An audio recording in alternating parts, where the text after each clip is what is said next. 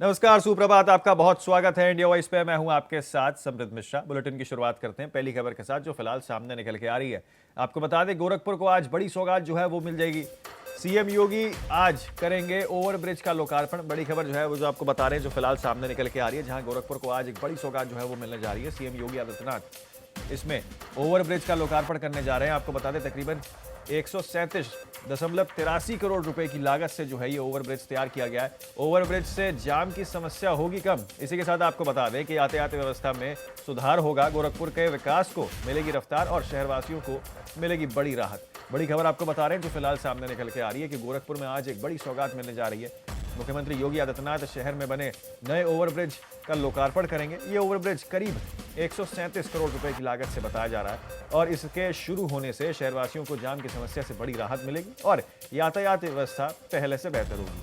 Overbridge के चालू होने से गोरखपुर के प्रमुख मार्गों पर आवागमन सुगम होगा और समय भी बचेगा। इसी के साथ आपको बता दें कि सरकार का कहना है कि यह परियोजना शहर के विकास और बुनियादी ढांचे को मजबूत करने की दिशा में एक बहुत ज्यादा अहम कदम मानी जा रही है।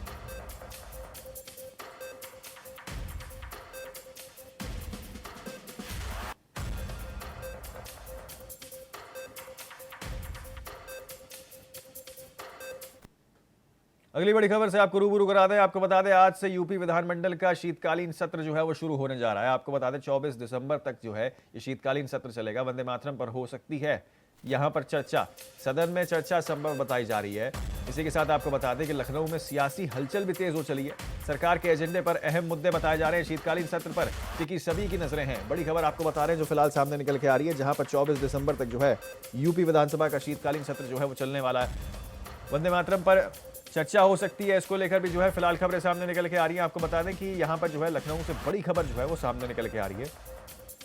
आज से उत्तर प्रदेश विधानमंडल की शीतकालीन सत्र शुरू होने जा रहा है। यह सत्र 24 दिसंबर तक चलेगा, जिसमें सरकार कई अहम मुद्दों पर चर्चा कर सकती है। सूत्रों के मुताबिक इस बार सदन में वंदे मातरम को लेकर विशेष चर्चा होने की संभावना बताई जा रही है। शीतकालीन सत्र के दौरान विपक्ष द्वारा सरकार को विभिन्न मुद्दों पर घेरने की भी तैयारी की गई है।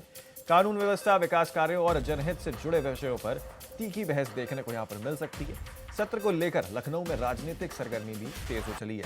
तो बड़ी खबर फिलहाल आपको बता रहे हैं लखनऊ से, जहां पर सरकार वंदे मातरम पर चर्चा कर सकती है। ये फिलहाल खबरें सामने निकलकर आ रही हैं।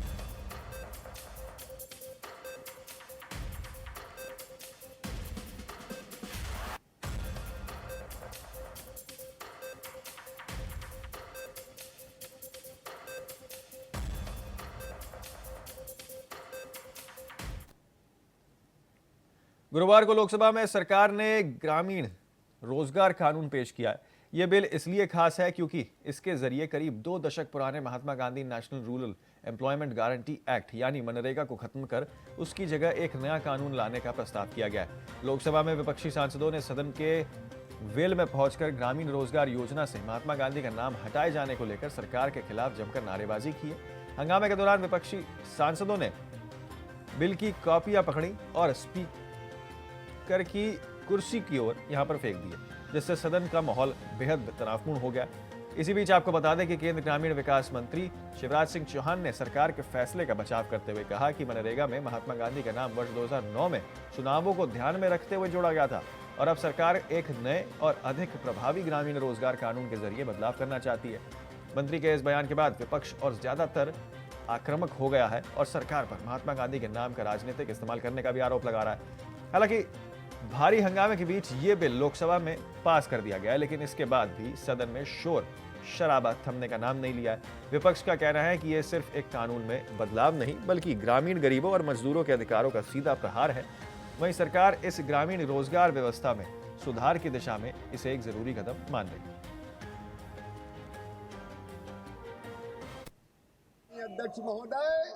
माननीय अध्यक्ष महोदय, मैं निवेदन करना चाहता हूं, हमने इतनी विशाल धनराशि से एक तरफ रोजगार के काम बेहतर हो और रोजगार मिले, ज्यादा रोजगार मिले, इसका प्रावधान करने का काम किया।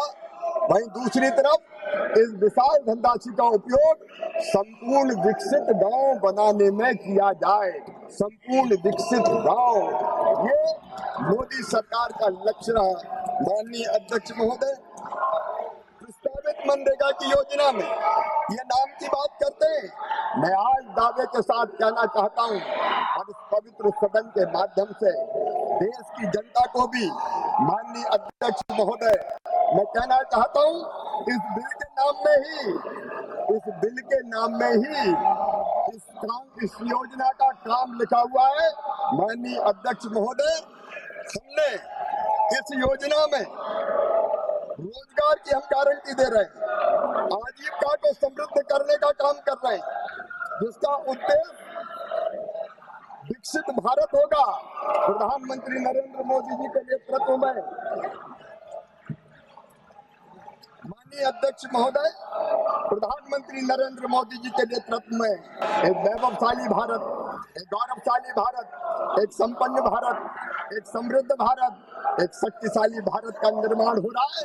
और विकसित भारत के लिए विकसित गांव, ये हमारी इस योजना का उद्देश्य है।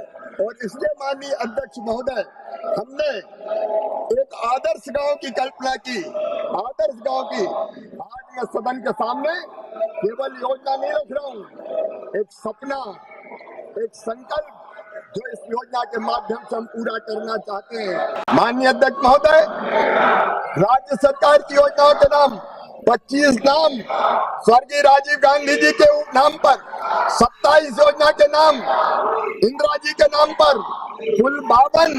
ये नाम की बात करते हैं। नाम रखने की सनक अगर है तो कांग्रेस की है। शैक्षणिक संस्था या यूनिवर्सिटी के नाम राजीव जी पर 55, इंदिरा जी पर 21, नेहरू जी पर 22, खेल और टूर्नामेंट ट्रॉफी के नाम राजीव गांधी जी पर 23, इंदिरा जी पर 4, नेहरू जी पर 2।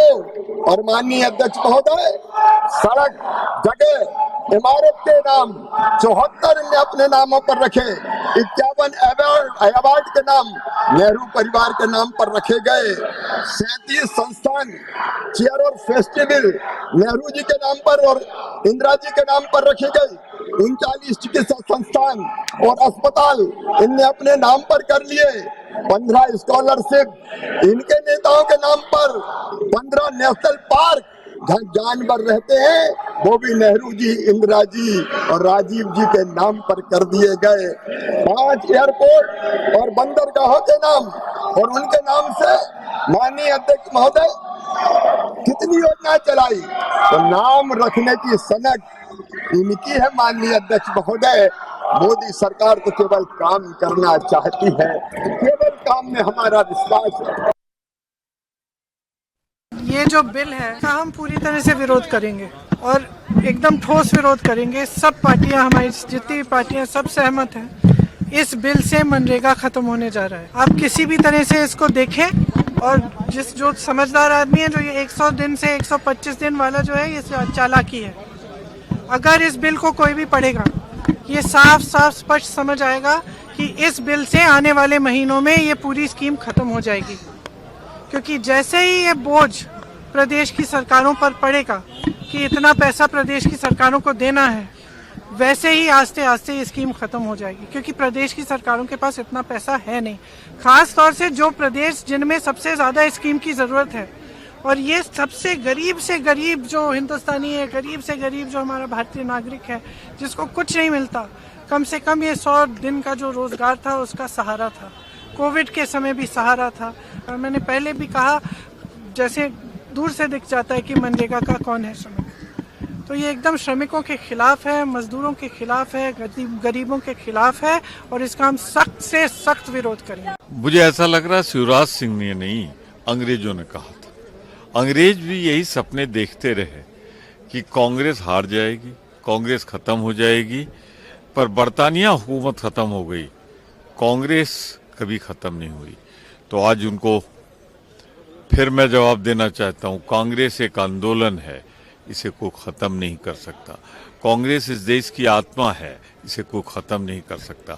कांग्रेस इस देश की आजादी की जननी है, संघर्ष की पहचान है, इसे कोई खत्म नहीं कर सकता, चाहे वो भाजपा हो या अंग्रेज। नरेगा को लेकर के देश भर में जिस तरह की परिस्थितियां उत्पन्न हुई थी, निश्चित रूप से उन परिस्थितियों को मद्देनजर रखते हुए इस योजना को परिवर्तित करने की आवश्यकता और मांग सभी जगह से आ रही थी। माननीय प्रधानमंत्री जी के मार्गदर्शन में हमने 100 दिन की रोजगार गारंटी को 125 दिन करने का निर्णय किया है और उसको तकनीकी के साथ जोड़ करके ज्यादा प्रभावी और उत्पादक काम किए जा सके, इसको सुनिश्चित करने की दिशा में काम हुआ है। 100 दिन का जो इसमें प्रावधान था वो 100 दिन भी लोगों को नहीं मिला करते थे पूरे। हमने तो देखा हुआ है जिस तरह से जो है कोई एसेट क्रिएशन नहीं होता था। उसके साथ साथ जो है इस बिल के अंदर 125 दिन करा गया है और जो है पैसों का भी वृद्धि करी गई है। तो इसमें क्या खराबी है मेरे तो समझ नहीं आती। और जो है इसको और सुदृढ़ करा गया है कि किस तरह से जहाँ पे इतनी ज़बरदस्त तरीके से जो है इतनी लंबी लंबी जो है फ्रॉडलेंट जो कार्रवाई होती थी वो डिजिटलाइजेशन के ज़रिए जो है उसको किस तरह से ख़त्म करा जाएगा। तो ये तो एक बहुत ही प्रगतिशील बिल है और गरीब आदमी के लिए तो एक वरदान साबित होगा। क्यों नहीं, जब नया दौर आता है नए दौर के अनुसार जो है नए नाम रखे जाते हैं। एक टाइम पे इसका नाम मनरेगा भी रखा गया था, तो अभी जो नया दौर है उसके चलते हुए नया नाम, तो इसमें क्या बुराई है। जब एक स्वर्णिम अमृत काल आया है भारत के लिए, तो हम definitely want to define it by our government and which government doesn't want to do it. आपने देखा है इतिहास जो है एक कार्यकाल, एक चाहे राजा हो चाहे उनके युगों के नाम से जाना जाता है। तो ये राम युग है, तो अब जिसका नाम आया उन्होंने वो नाम रखे, तो अब जब राम का वक्त आया तो वो अपना नाम रखे। केंद्रीय ग्रामीण विकास मंत्री शिवराज सिंह चौहान ने लोकसभा में बिल पास होने के बाद प्रेस कॉन्फ्रेंस की और बिल की खूबियों के बारे में बताया, जो कि आपको सुनाते हैं।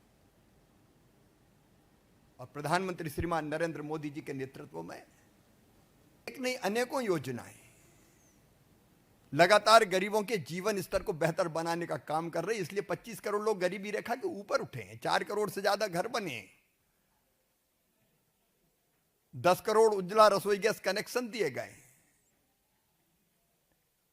और इस योजना में क्या है, विकसित भारत के लिए विकसित गांव, ये मोदी जी का संकल्प है। तो रोजगार और विकसित गांव, विकसित भारत के लिए, जहां रोजगार के लिए पहले 100 दिन की गारंटी थी, अब वो बढ़ा के 125 दिन की गई है। और उसके लिए पर्याप्त धनराशि प्रस्तावित है। 1,51,282 करोड़ रुपए से ज्यादा की राशि, जिसमें केंद्र का हिस्सा 95,000 करोड़ रुपए से ज्यादा है। और कांग्रेस मनरेगा करती, कितना खर्च किया कांग्रेस ने, यूपीए की सरकार ने मनरेगा पर 6-7 से 13-14 तक कुल खर्च किया 2,13,220 करोड़ 39 लाख रुपए। और 2024-25 तक माननीय मोदी जी के नेतृत्व में एनडीए की सरकार ने 8,53,810 करोड़ 91 लाख रुपए श्रम दिवस उन्होंने सृजित किए। 1660 हमने सृजित किए, 3210। और अगर पूरा किए गए कामों को हम देखें तो 153 लाख उनने कंप्लीट किए, 862 लाख हमने किए। हमने रोजगार ज्यादा दिया, विकास के काम ज्यादा किए। और अब अगर एक कदम बढ़ के और एक योजना बनती है तो उसमें आपत्ति क्या है? क्या केवल एक जगह गड्ढा खोद के मिट्टी फेंक दो, फिर दूसरी जगह गड्ढा खोद लो, पैसा भ्रष्टाचार की बलि चढ़ जाए? क्या ये होने देना चाहिए? हमने तो विकसित भारत गारंटी रोजगार विधेयक पास संसद में, आपको बता दें ग्रामीण आजीविका मिशन को लेकर जो है यहाँ पर विधेयक पारित किया गया। दोनों सदनों में विधेयक को यहाँ पर मंजूरी मिल गई है।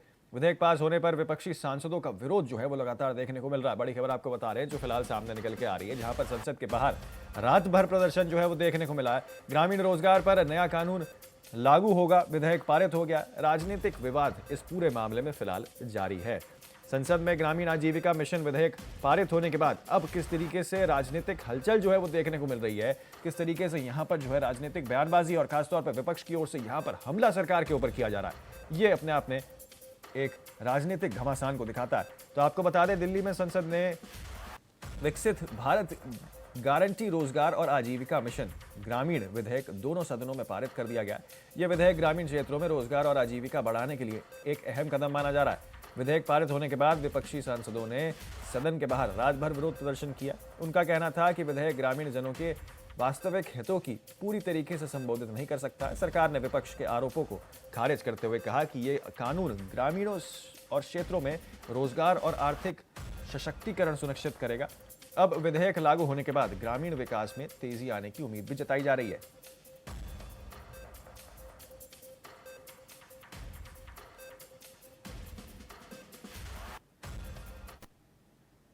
अगली बड़ी खबर से आपको रूबरू करा दें। दिल्ली में जहरीली धुंध जो है वो देखने को मिल रही है। AQI यानी कि वायु गुणवत्ता एयर क्वालिटी इंडेक्स 442 पहुंच चुका है। बड़ी खबर आपको बता रहे हैं जो फिलहाल सामने निकल के आ रही है, जहां दिल्ली में जहरीली धुंध और AQI 442 तक जो है वो पहुंच चुका है। इसी के साथ आपको बता दें कि गंभीर प्रदूषण की चपेट में राजधानी जो है यहां पर आते हुए नजर आ रही है। गाजीपुर इलाके में स्मॉग की मोटी परत और वही CPCB अलर्ट। यहां पर आपको बता दें दिल्ली की हवा बेहद खराब। यहां पर साफ तौर पे यहां पर कहा गया है दिल्ली में सांस लेना हुआ मुश्किल। ये भी बड़ी खबर है जो फिलहाल सामने निकल के आ रही है। राजधानी में यहां पर आपको बता दें राष्ट्रीय राजधानी में किस तरीके से प्रदूषण का कहर देखने को मिल रहा है। AQI गंभीर श्रेणी में यहां पर दिखते हुए नजर आ रहा है, जो कि एक बड़ी चिंता यहां पर दिखाई दे रही है। तो आपको बता दें किस तरीके से दिल्ली में हालात लगातार बिगड़ते जा रहे हैं। राजधानी में जहरीली धुंध ने लोगों की जिंदगी मुश्किल कर दी है। केंद्र प्रदूषण नियंत्रण बोर्ड के अनुसार दिल्ली में एयर क्वालिटी इंडेक्स यानी कि AQI तकरीबन 442 तक पहुंच चुका है, जो गंभीर श्रेणी में आता है। गाजीपुर इलाके में स्मॉग की मोटी परत देखी जा रही है, जिससे आम लोग सांस लेने में कठिनाइयों का महसूस कर रहे हैं। विशेषज्ञों ने सभी नागरिकों को घर के अंदर रहने और मास्क पहनने की यहां पर सलाह दी है। राजधानी में प्रदूषण का स्तर बढ़ने से स्वास्थ्य संबंधित खतरे भी जो है यहां पर लगातार बढ़ते जा रहे हैं। तो बड़ी खबर फिलहाल जो सामने निकल के आ रही है, जो आपको बता रहे थे, जहां पर किस तरीके से AQI गंभीर श्रेणी में पहुंचते हुए नजर आ रहा है, जो कि एक चिंता का विषय फिलहाल बना हुआ है राष्ट्रीय राजधानी दिल्ली के लिए।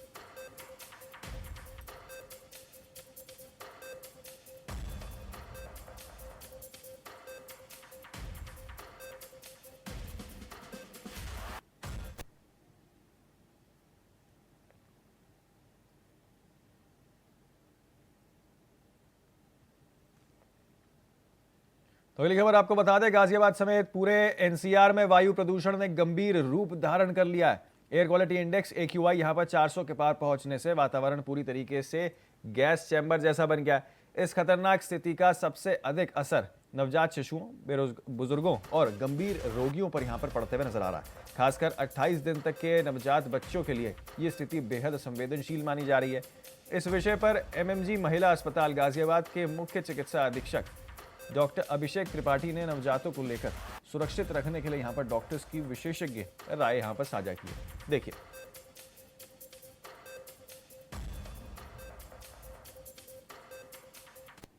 जो है वायु प्रदूषण के मामले में गैस चैम्बर बन चुका है और यहाँ की जो हवा है इतनी खराब हो चुकी है कि सांस लेना भी दूभर हो रहा है।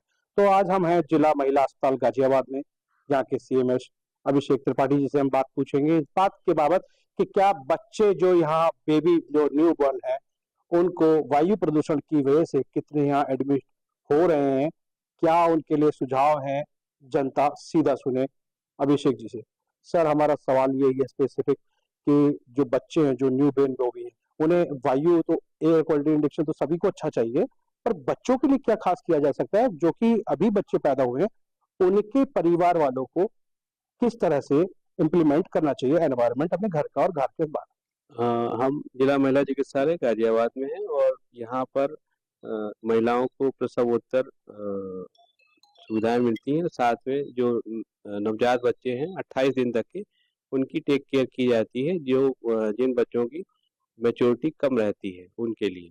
तो जो एयर पोल्यूशन रिलेटेड क्वेरी है उसमें जो लोग मतलब बच्चा तो मेरे पास बाद में आता है, पहले तो एयर पोल्यूशन माँ को ही झेलना पड़ता है। तो एयर पोल्यूशन के कारण अगर कुछ भी है तो वो रिफ्लेक्ट होगा हमारी जो अर्ली डिलीवरी होगी, यानी कि जो 37 वीक प्लस डिलीवरी होती है उससे लेस देन वीक में जो डिलीवरी होगी उसमें वो रिफ्लेक्ट होगा। तो उस तरह की अगर हम देखें तो मेरे जो नवजात शिशु वार्ड है जिसमें 0 डेज के बच्चे एडमिट होते हैं तो उसमें 140 में से मात्र 41 बच्चे जो हैं वो आए जो कि प्रीमेच्योर डिलीवरी में काउंट होते थे, यानी कि लेस देन 37 वीक में। और पिछले महीने में मैं देखूं तो 145 में मात्र 45 बच्चे ऐसे थे जो प्रीमेच्योर डिलीवरी के काउंट में आते थे। तो इसमें जो इस समय AQI इंडेक्स है और जो पिछले महीने AQI इंडेक्स रहा, उससे कोई कोरिलेशन तो मैं आपको क्लियरली कट नहीं बता सकता, लेकिन हाँ ये है कि वाकई AQI बढ़ा हुआ है तो वो पैसिवली सबको इफेक्टेड कर रहा है और उसके बाबत ICMR द्वारा विस्तृत स्टडी करके इस पे रिपोर्ट पब्लिश करनी चाहिए। तो आपने कहा ये पब्लिश करनी चाहिए, तो ये पब्लिश तो होगी जब होगी। वायु प्रदूषण से जो गर्भवती महिलाएं हैं जो यहाँ आती हैं अपने चेकअप के लिए, जांच के लिए, क्योंकि सबसे बड़ी माँ की ही खूबी है कि जो बच्चे को वो जन्म देने वाली है, तो उस माँ के लिए क्या संदेश होगा और घर का एनवायरनमेंट कैसा होना चाहिए गर्भवती महिला के लिए और जो बच्चे जो पैदा होते हैं उस परिवार के लिए आपका क्या सलाह होगा? सर देखिए, इसमें मेरा ये कहना है कि पूरे NCR का ही जो AQI इंडेक्स है वो खराब है, तो इसमें 19-20 ही होगा कि घर के बाहर पोल्यूशन है और या घर के अंदर है, क्योंकि इट परसिस्टेंटली चल रहा है। तो पोल्यूशन ऐसा नहीं है कि कमरा बंद कर लिया तो घर के अंदर नहीं घुसा होगा, हवा तो सब अंदर बाहर मिक्स ही हो रही है।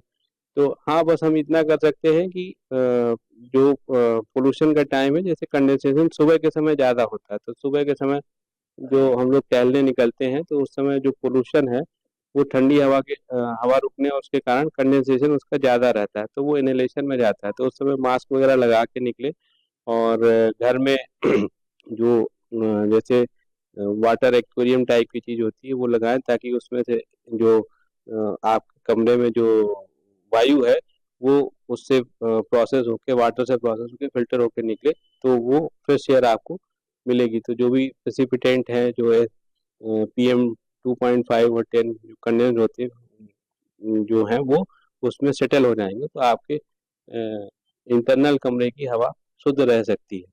या अगर आप अफोर्डेबिलिटी है तो आप चाहें तो एयर प्यूरीफायर वगैरह भी यूज़ कर सकते हैं। तो दोनों तरह की चीज़ें हैं, तो जिसकी जैसी अफोर्डेबिलिटी वैसा वो काम करे, प्लस वो मास्क वगैरह लगा के रहें।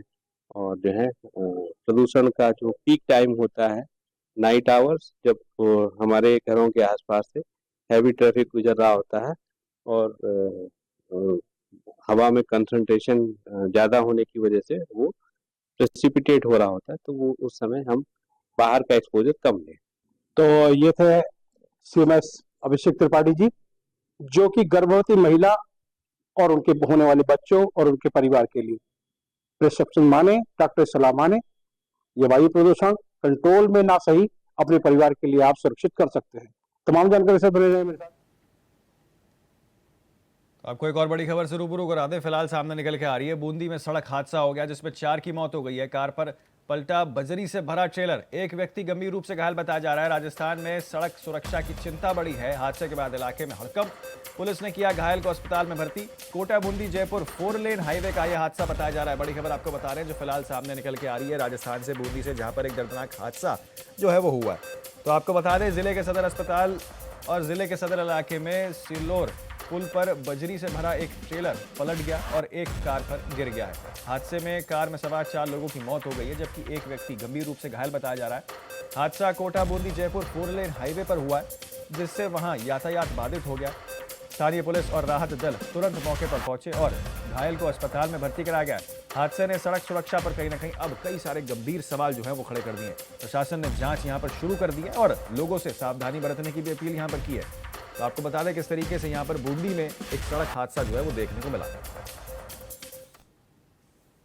बूंदी नेशनल हाईवे है, वहाँ सिल्लोर पुलिया पर अनंता होटल के पास में एक ट्रेलर का टायर फटने पर असंतुलित होकर आगे चल रही क्रेटा गाड़ी को टक्कर मारी और दोनों ही गाड़ियाँ दूसरी साइड पर जाकर पलट गई, जिसमें 5 लोग हताहत हुए हैं, 4 की मृत्यु की सूचना है, एक घायल है जिनका उपचार जारी है।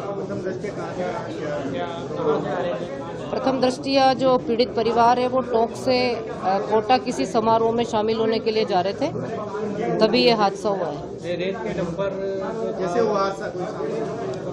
हादसा ये बजरी वाला ट्रेलर है और इसका टायर फटने से प्रथम दृष्टया असंतुलित होकर ये हादसा होना सामने आया है।